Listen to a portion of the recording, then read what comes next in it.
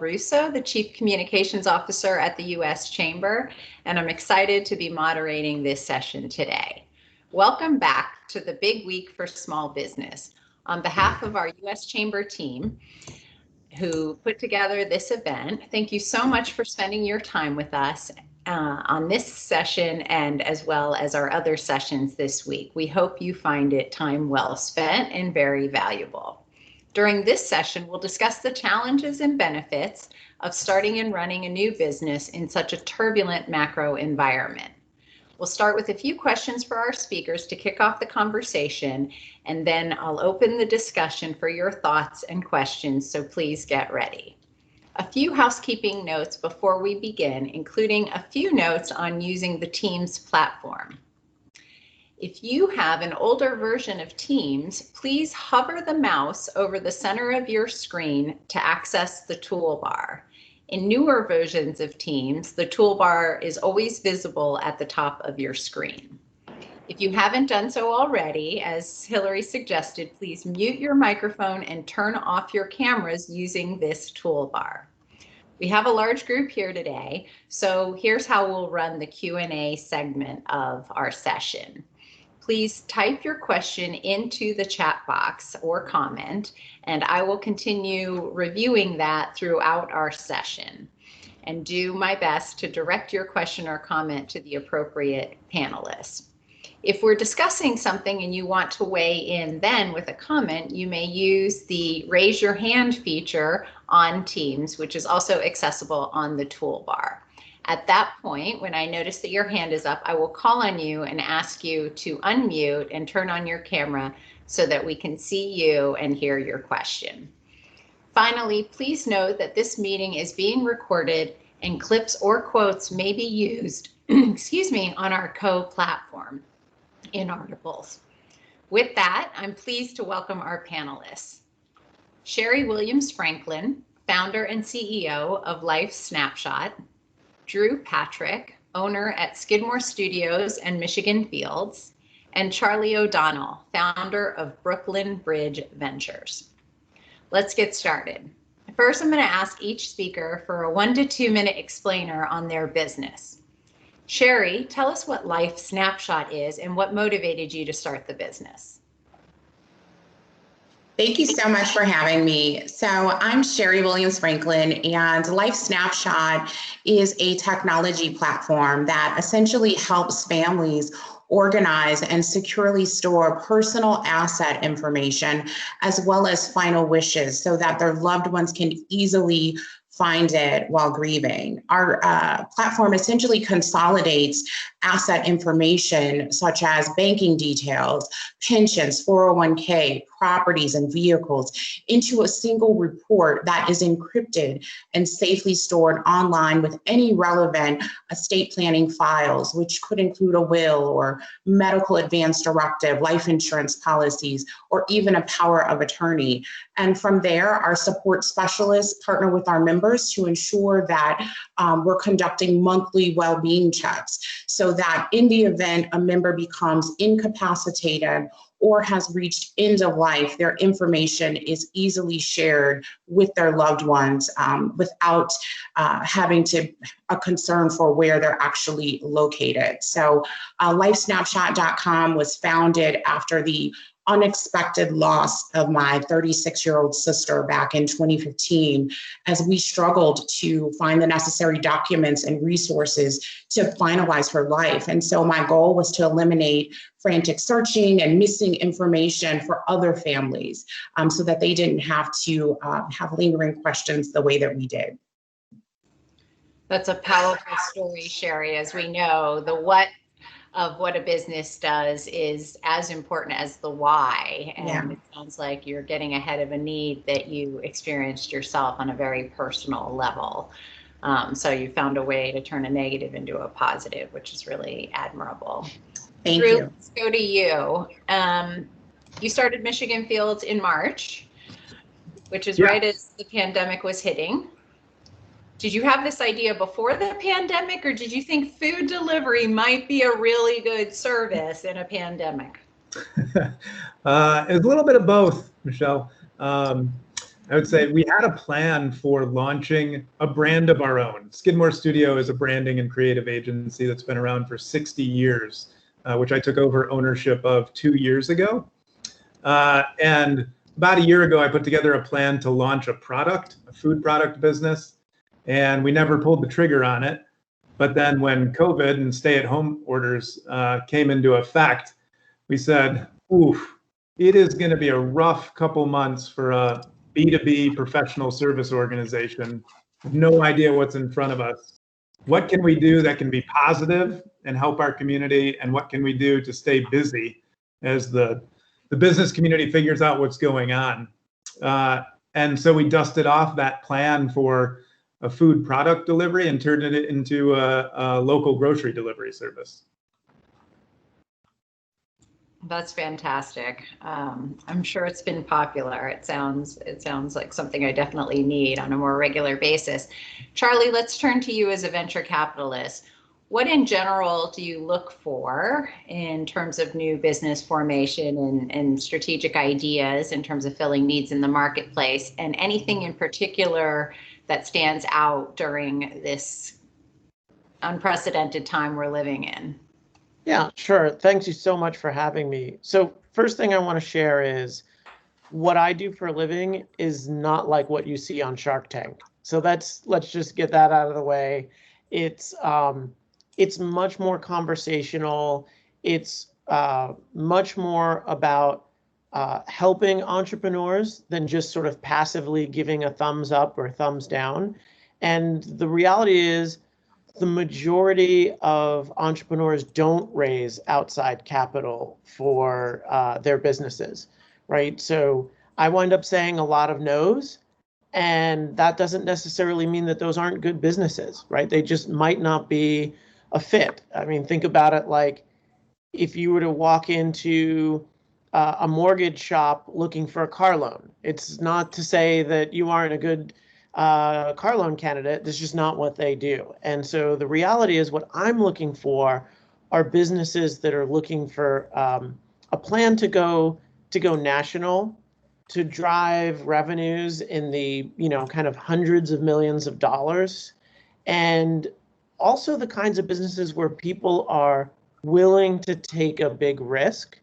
I think some people are okay with the idea of a business working out or not working out rather, and some aren't, right? So I'm the kind of capital where if you're looking to ramp up the growth, ramp up the risk,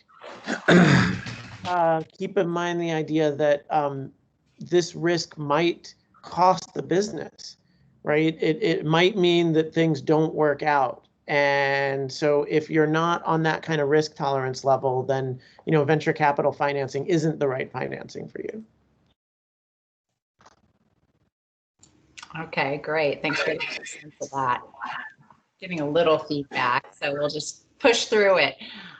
Please mute if you're not speaking. So there's an expression that's well known, especially in Washington, that every crisis presents an opportunity. The crises, the triple threat of crises we've been facing in this country, again, are unprecedented is the most overused word in the past 7 months. Tell us how this crisis presented an opportunity for your business, or if it didn't, and it was really you've been proceeding since your soft launch in November as you meant to. Yeah, so for us, our company was established in 2017. And so I had been working on the idea and the tech for almost 4 years. And so my background is sales and marketing and R&D. And I am very, very comfortable taking something from concept to commercialization. So for me, my launch in November was really exciting. I spent all these years not telling anyone about Life Snapshot. So I worked on it very privately, and I probably only told maybe 5 individuals. So my November really time for myself and my family. I actually invited them to a birthday party downtown Chicago, invited 70 of my closest friends and family to dinner. And I surprised them with the launch of Life Snapshot. So it was during that dinner that we showed the video of our, our company video, which is now on our homepage of our website, lifesnapshot.com. And we showcased our back-end technology and did a demo for everyone there to preview and see.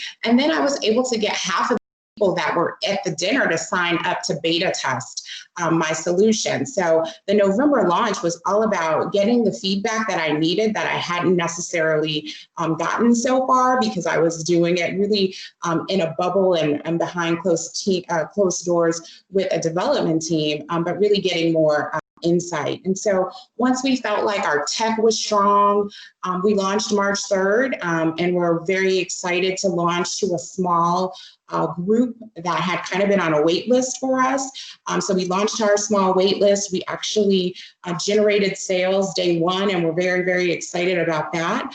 We started to launch on all of our social media platforms and went from 0 followers to about 500 in a 60-day period, and then started to get the word out about the organization. And so let's be clear, getting sales day one is not typical, and don't let that fool you, because day 3 and 4, when we didn't have any sales, it was definitely concerning, but a really great launch in November as well as in March. And so we're happy to be a resource for families. Thanks so much. Drew, you mentioned that you had the idea for the food service, but then the pandemic accelerated the process. Can you give us some examples of how you turned the crisis into opportunity to propel that business? Yeah, with like Cheri saying, don't expect to have sales on day 1 or day 2. We launched our online grocery store delivery business in most forgiving environment you could possibly launch that kind of service in. And we had a great month in our first month of business in April. But it was only because we moved faster than we ever thought we should have. So you say, what was it like to launch early on? Like, it was fast, and it was chaotic, and it was fun and thrilling, but it was also like, I'm not sure if we really know exactly what we're doing, but we're just going to do the best we can and adjust along the way. And that's what we did, because we could have very easily delayed the start, delayed the launch, but we didn't. I'm really thankful that we didn't, because we learned so much so quickly. And it was an environment that allowed us to have sales on day 1 and day 2, which is pretty unique. So took advantage of that, and that was great. But again, it was there was a lot of unknown.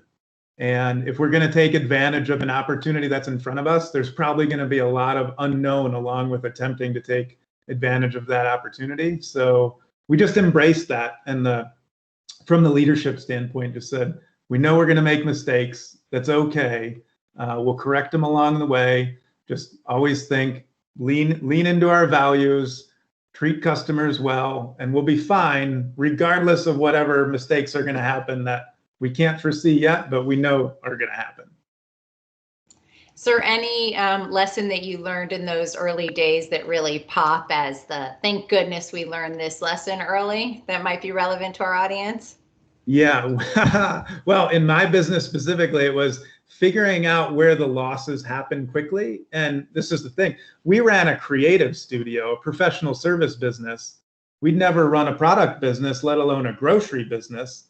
So what it did allow us to do very quickly was see where the losses happen. And in grocery, it's shrink, it's product shrink. If we over order and can't sell, it's not like creative services. Food expires, food goes bad pretty quickly, and we can't give customers food that's not at its highest level of quality. So yeah, we were able to learn pretty quickly in a good environment and a forgiving environment that we have to learn how to order and be accurate in order and be able to deliver quickly. And you have to be a bit of a Nostradamus predict the future when we're talking about how to order for that business. But we learned how to do that fairly quickly, and I'm glad that we did. But the takeaway would be really hone in and look for where are the places where we can lose in the game that we're playing, especially if it's a little different than the game you've been playing before.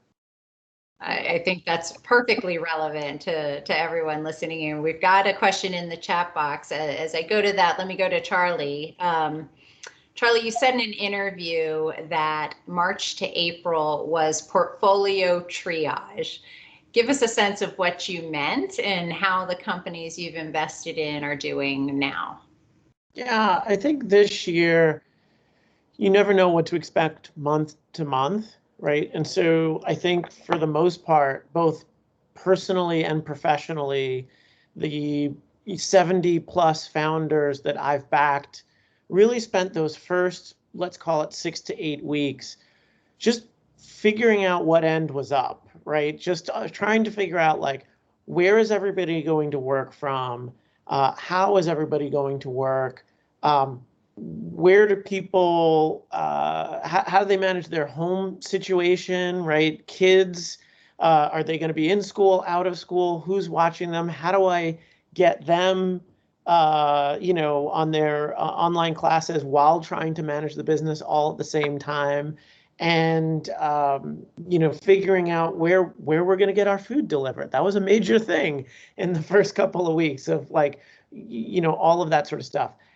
I think, starting around May, we definitely settled a little bit into, okay, like, did we need to make any cuts to help our business survive?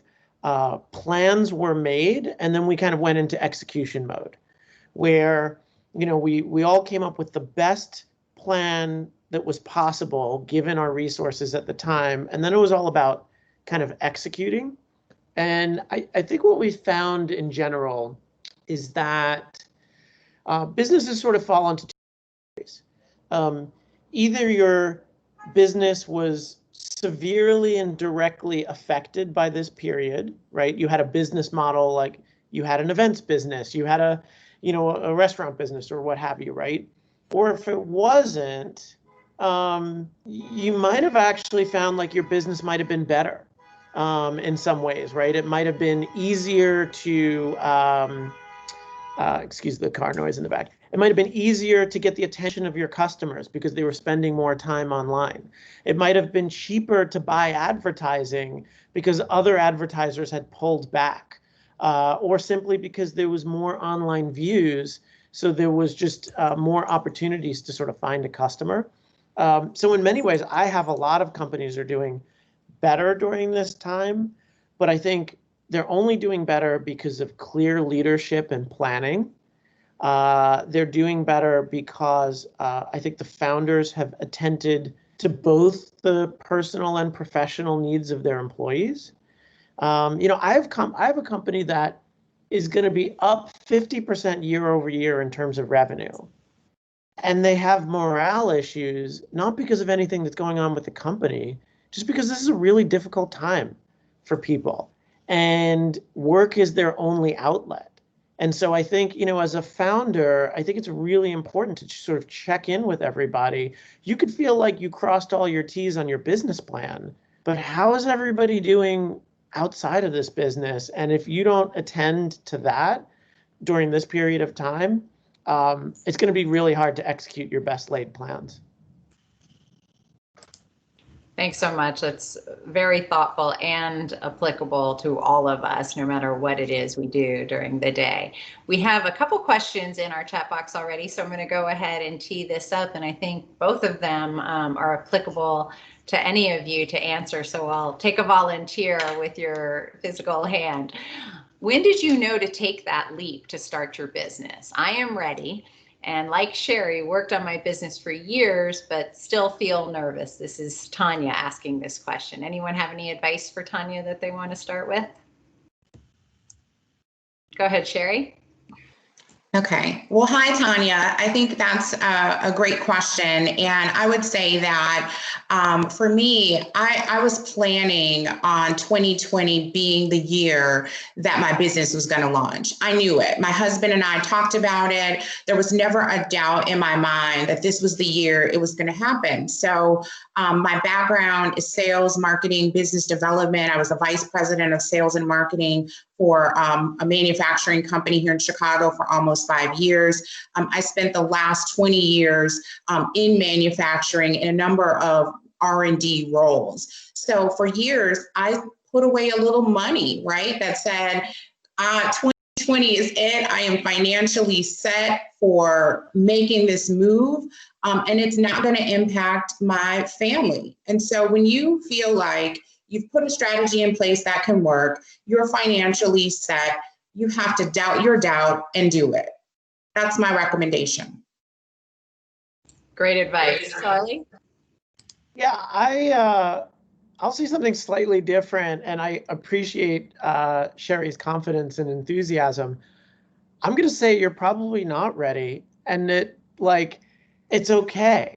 It's totally fine to not be ready, right? I think there's this perception that these successful founders sort of knew something that you didn't, or felt something in a way that you didn't.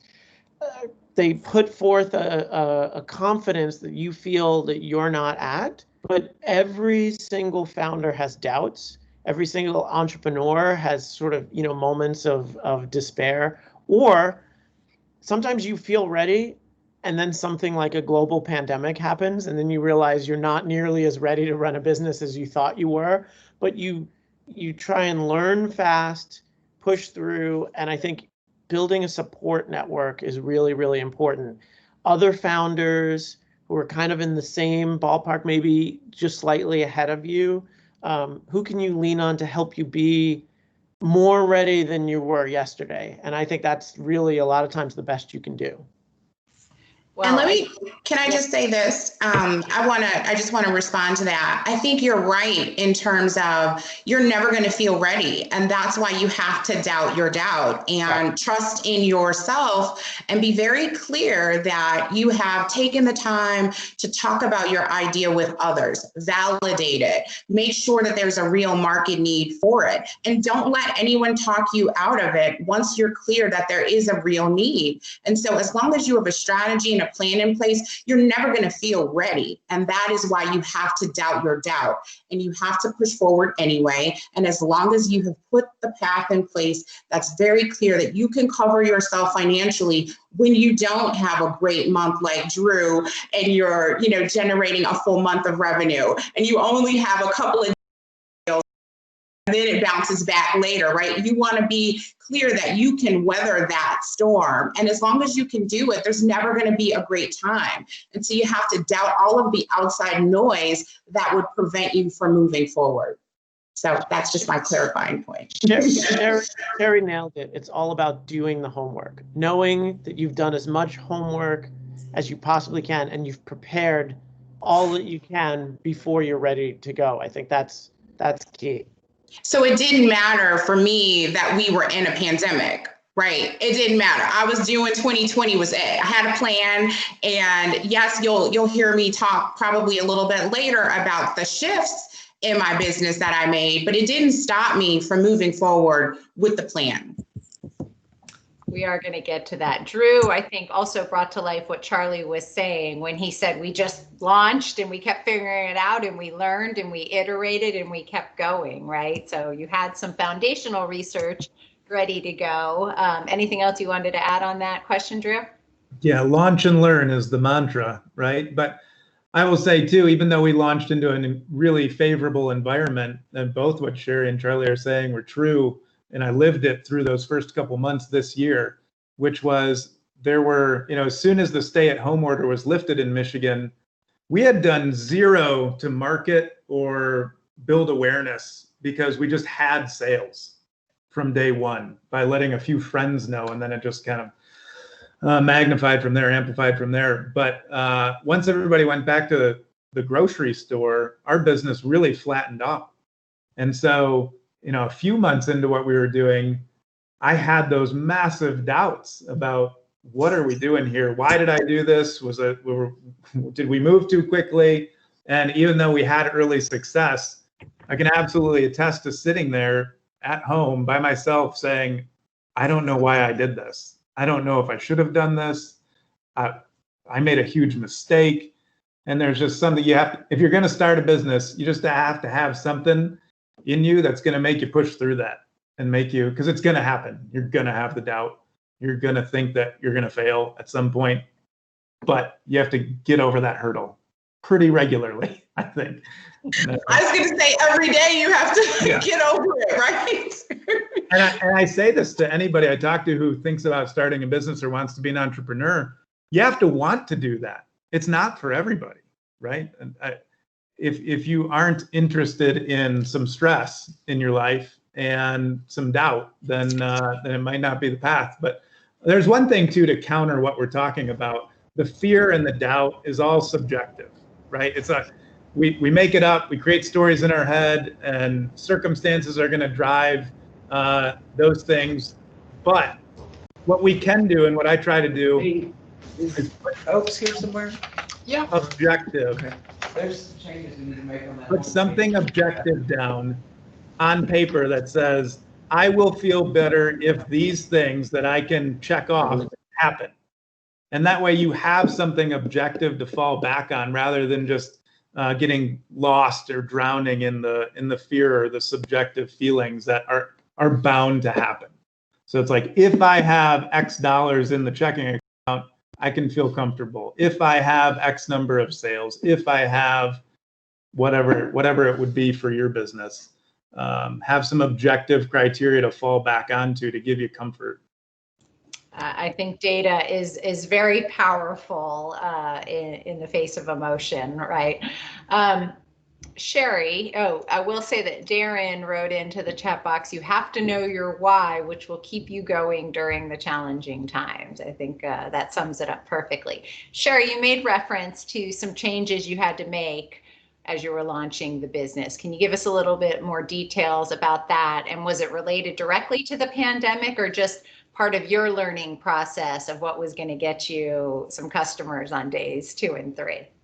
Yeah, I know when Drew was talking and he's like, hey, we're just going to continue to forge ahead and, figure it out as we go. I did not take that approach. So I'll be honest, I took a step back because of the pandemic. While nothing was going to stop me from launching in 2020 and I wanted to move my business forward, I had to be very clear that given the nature of our service, I was very sensitive to COVID and the implications of what this could mean for a new brand. I didn't want the company to appear opportunistic. It just seemed as if we had come out of nowhere. I didn't want anyone to question the validity of the organization and be leery of our service because, again, we seem to have come out of nowhere in the middle of a pandemic. People wouldn't know that we had been working on this for 4 years. That's just not something that would be clear to them. And so initially we shifted a little bit in terms of the communication externally to potential customers and prospects to be very, very clear on our messaging and try to position ourselves as more of a resource to provide tips and information to help families put their affairs in order, because that's one of the things that we learned. Not a lot of people are fully clear on what that even means.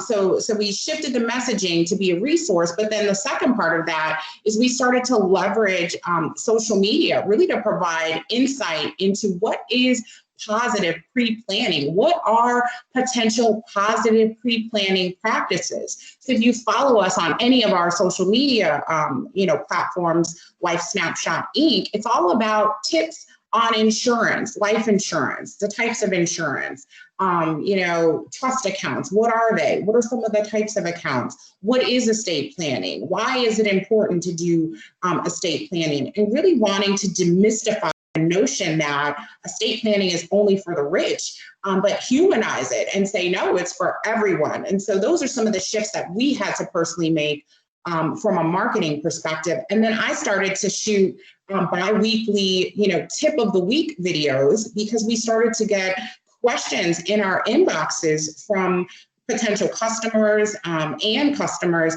wanting us to answer some questions. So I've pulled in a number of resources to help me gather information to give direct feedback to prospects and customers. So that's what those tips of the week are. And we want to be real, we're real people. We're not hiding behind our technology. And I think that's helped us create real connections.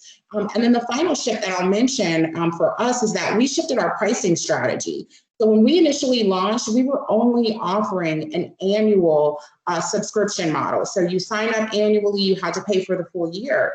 Well, the pandemic, made us think differently about that. And so our 1 year plan, we actually shifted our pricing strategy to accommodate monthly billing options. So now we have pricing as low as $14.99 a month, so that it adjusted to meet the needs of those that might want to do some form of estate planning, but weren't quite sure exactly how to do it, or didn't now have the job or the income to support paying for a full year upfront. And so those are some of the changes that we made.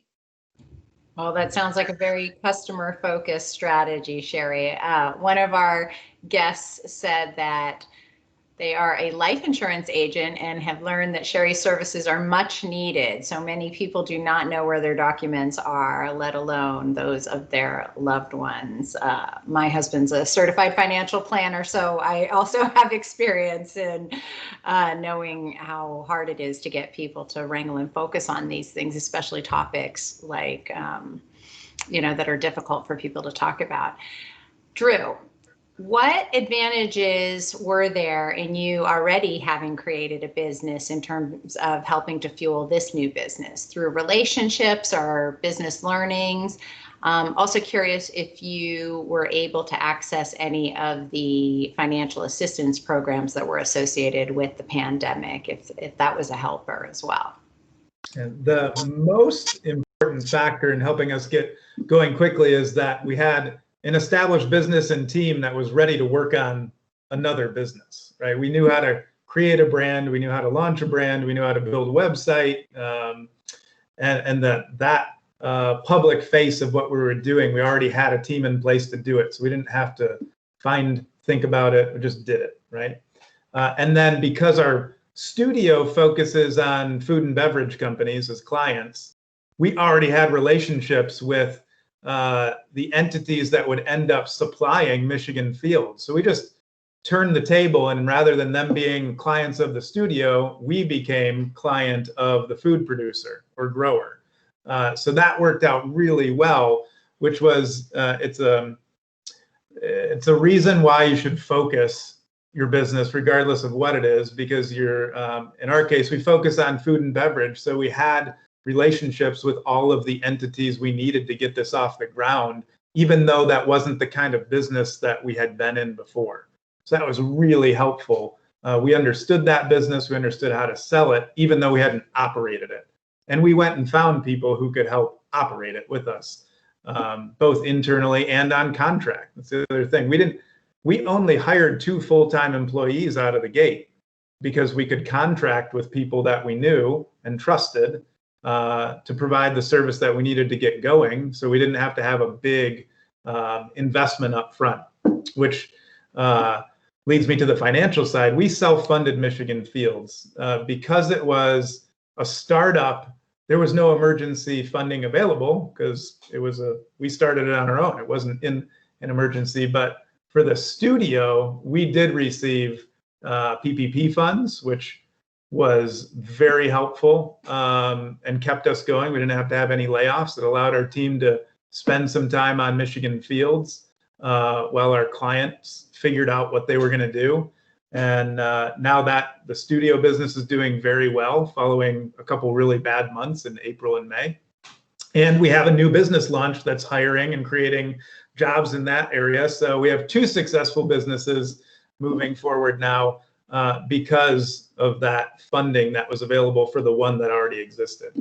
But I'll also say on the Michigan Field side, we self-funded to start, and then very quickly went to our existing lender and asked if we could get a line of credit, even though we had no history. And they said yes. So even though that's something they generally say no to, it doesn't hurt to ask, because we did find that there was a program available, even though we had no history.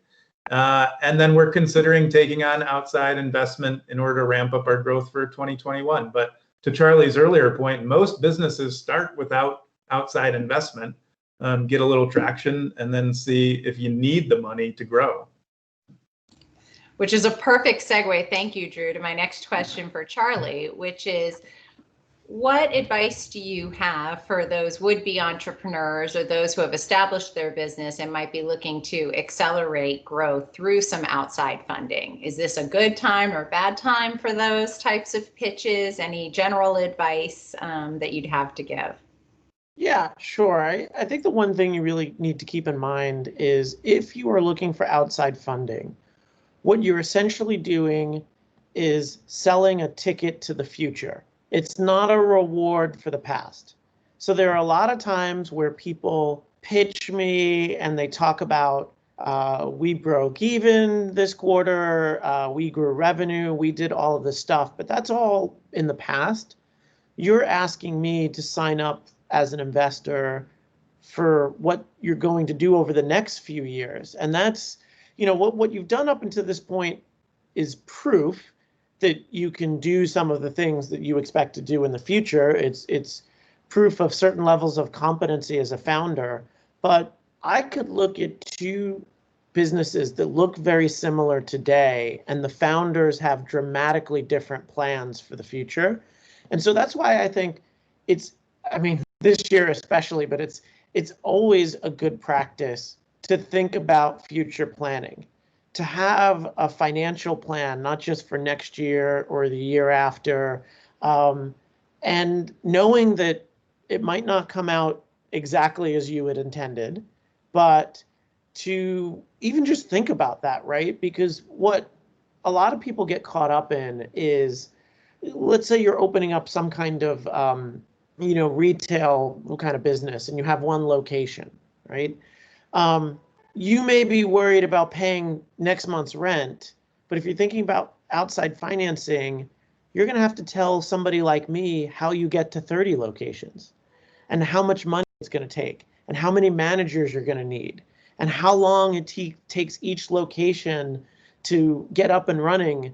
And it may feel like fantasy land to even think about what that might be like, but I want you to explore that, right? And so I think that's really the key. And what a lot of people, after going through that exercise, realize is that maybe they don't need as much money as they think. I had a friend who started a business who did that calculation, and she had 7 really good clients who were paying monthly. And I asked her, I said, had you ever considered giving them a month discount for paying for the full year in advance? And she went to 7 of them. 6 of them were happy to get the discount because they were committed to paying for the rest of the year. And so it was, they had the money to do it. So 6 of the 7 paid in advance. And that meant that she could hire a salesperson to grow the business without necessarily asking for angel capital money. And so, I would not have been able to give her that advice if we didn't sit down and just look at the expected future financials and think about what that might be like. That's really key to potentially even getting an outside investor, is having that future forecast. Thanks so much, Charlie. Sorry, Drew, go ahead. Yeah, I was going to say, just to Charlie's point, when we started Michigan Fields, I didn't plan on taking investment, like I said, but I did for fun go pitch an investor that I know, just to see what they would say. And in my plan and future forecasting to get to, I'll use round numbers, I think we're forecasting maybe 10 million in sales after 3 years. And I was asking for $400,000 hypothetically. And now that we've operated for a few months, I'm actually going back and revising that pitch to only ask for 100, because we don't need that much in order to get to where I think we're going to get to go. So Yeah, to Charlie's point, it's that's the fun part of the business, is that future casting, I think, to say, this is where we're going to go and how we're going to get there. And yeah, then let's go do it. And the one thing I'll add too is there are lots of different types of outside financing, right? We mentioned a line of credit before. I provide equity capital, right? But there are other folks, for example, your typical restaurant gets funded in such a way where you get money from investors and they get paid out of the profits until they hit a certain point, and then it flips. So they don't become owners in the business. They have a right to future cash flow. So there's lots of flexible ways that you can sort of figure out what works for you, even if maybe those ways aren't obvious. And I think that's why it's also important to talk to peers. You know, if you're starting a beverage business, find out how 10 other beverage businesses funded their business and what they regret and what they wish they would have done differently. That's key too. And can I just add to that point? I just wanted to say to what Charlie just said, I personally have surrounded myself in the tech ecosystem, right? And so that wasn't necessarily my background, but I have now immersed myself in a number of tech accelerators, a number of tech groups and teams, so that I could surround myself with people that have been in the exact same situation and can give me the guidance that I need to support my growth and those projections and help me to get very clear on what my, KPIs need to be. And so I think what both Charlie and Drew are saying is spot on. Well, Cheri, while you've got the mic, so to speak, tell us about that Leadership Den group that you run. That's a networking organization for entrepreneurs. Tell us more about that and the value, and maybe you'll motivate some others to get involved in yours or start their own. Yeah, so the Leadership Den, it stands for Development Empowerment Network. It's a group here in Chicago. It meets for about 6 months a year, April to September. So we just wrapped up. But essentially, it's a group mentorship group. And we have monthly sessions where we're answering questions from entrepreneurs as well as those in the public and private sector that are looking for career coaching and information. And so throughout this time, we've been spending a lot of time, leveraging virtual sessions, meetup groups, email, social media to try to stay connected. We're also providing them with tips. I co-chair this with a gentleman who is the head of global HR for a major insurance company.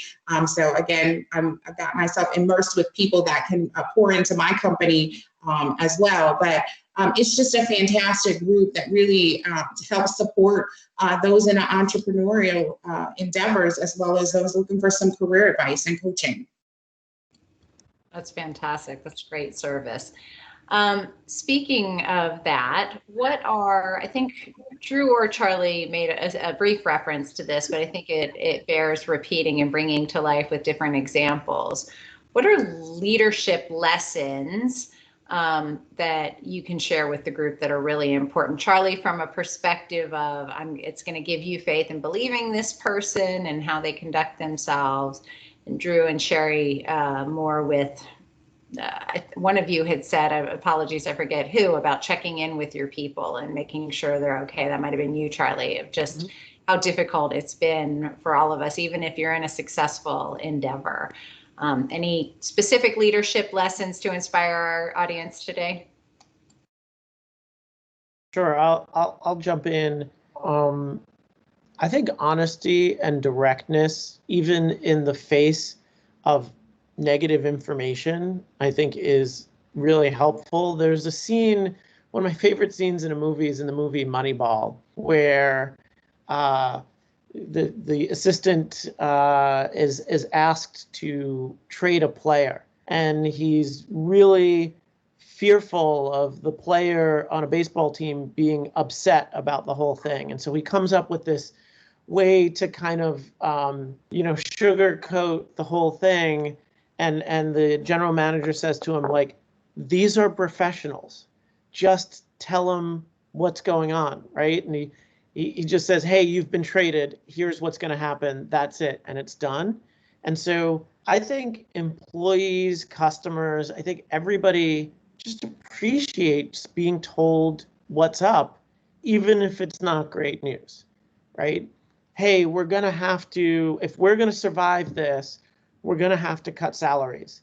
Here's what the plan is to do that. Here's what it's going to lead us to. Here's my plan. I know a recruiter that once told me the easiest way to get somebody to leave a company is if you ask them how things are going and their answer is they don't know. It's not when things are going poorly or things are going well. It's when they literally have no idea and their founding teams just aren't straight with them about what the deal is. People can handle bad information as long as you are honest about it and you come with it.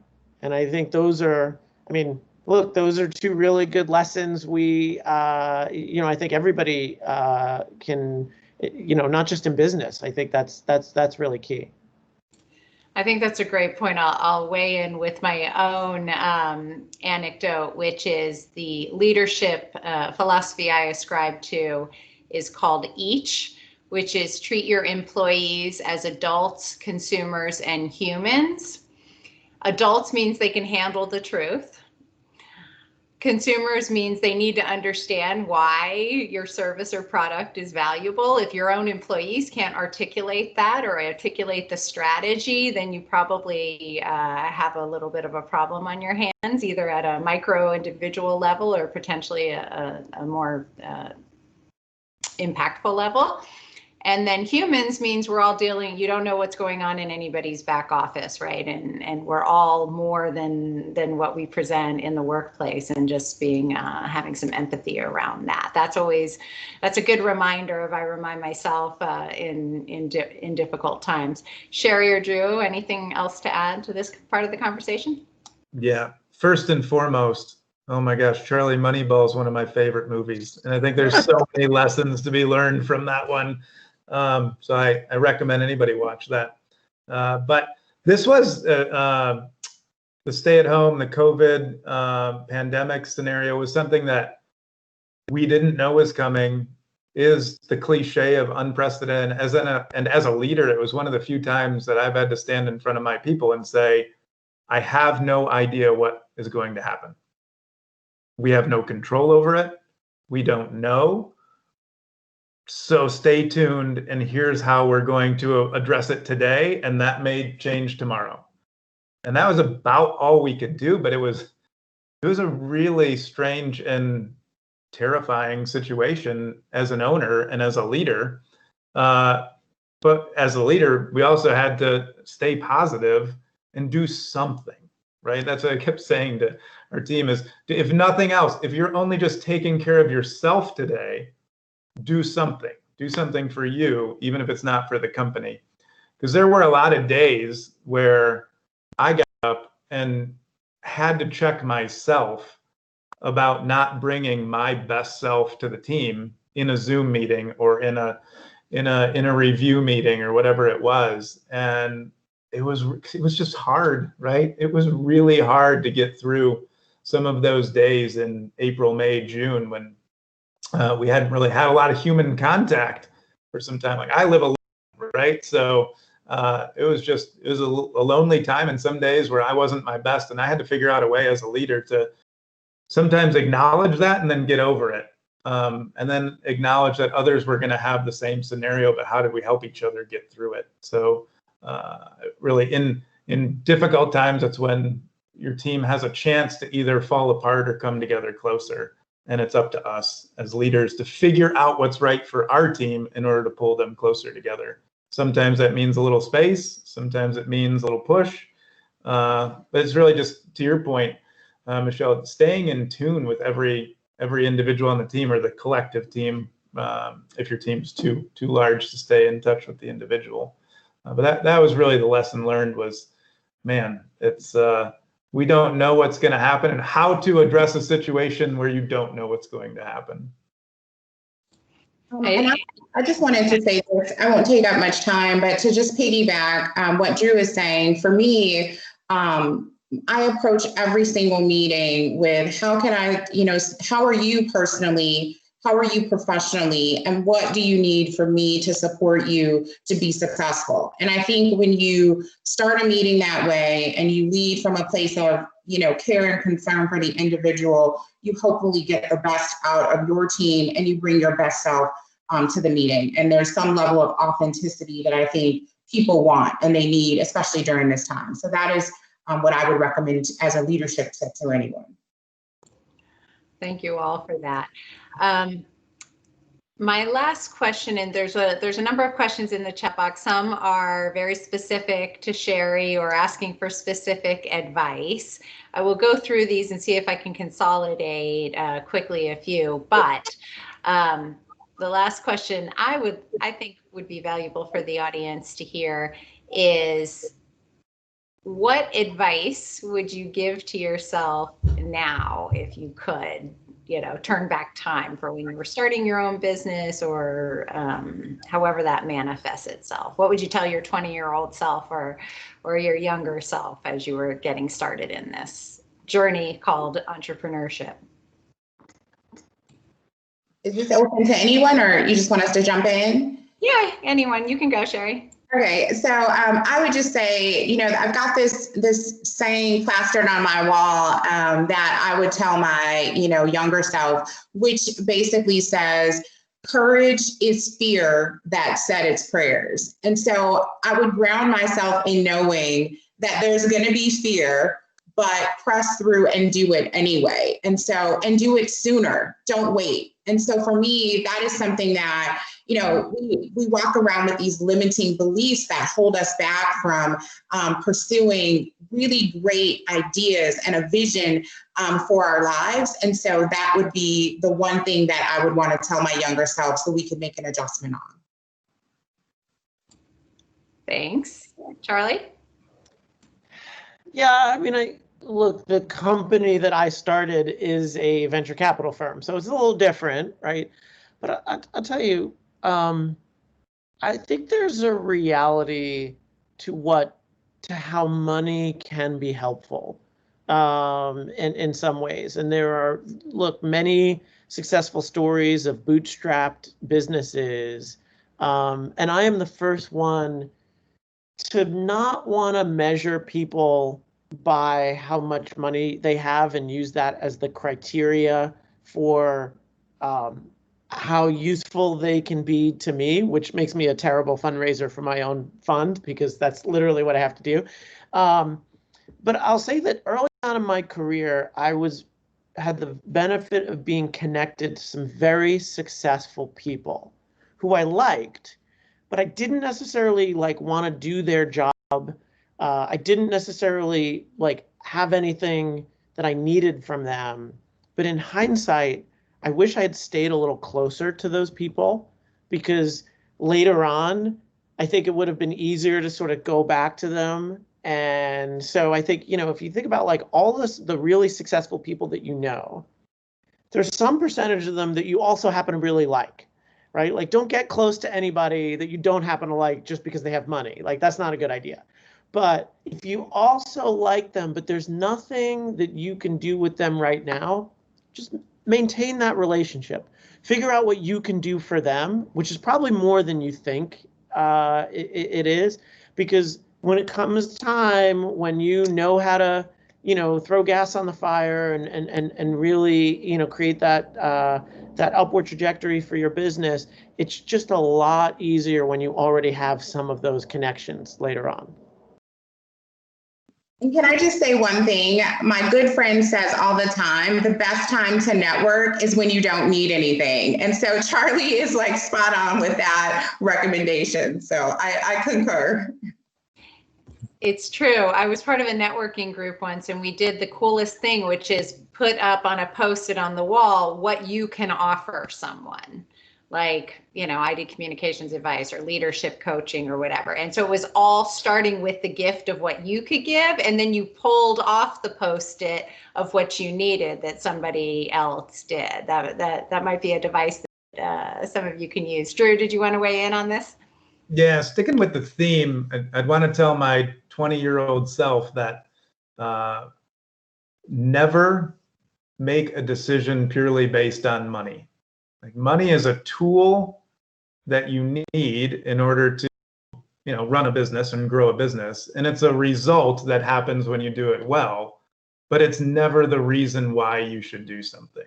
I made a big mistake early in my career doing something and becoming an investor and a partner in an entity that I didn't wholly believe in, but I thought was going to be successful.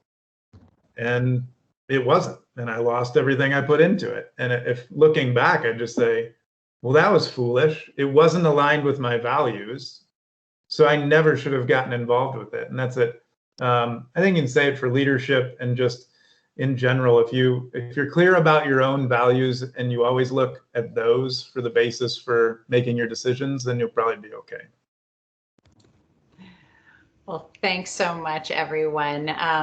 Like I said, there was a couple questions in here that were a little specific to people's businesses. One that might be relevant, if we can address quickly, any one of you can raise your hand and tell me that you can address it. It was really about pivoting your customer base. This person was at a firm that was very... I think I saw that it was a design firm that had B2B customers. Exactly. Yeah. It's a great question for just pivoting your customer base. That's more relevant to the general audience. Yeah, I think anytime that you is when you have a customer base, like let's say you did something for travel companies these days, and now it's just like, well, now it's not a great customer, right? I would say that most businesses where you offer something, your customer base is wider than you think it is. Right? Most people, I'm a generalist investor. I invest in a lot of different types of businesses. They all have very similar pain. So you may have a network and most of your clients might be in a particular area, but I'll bet you that a lot of other people have this kind of pain.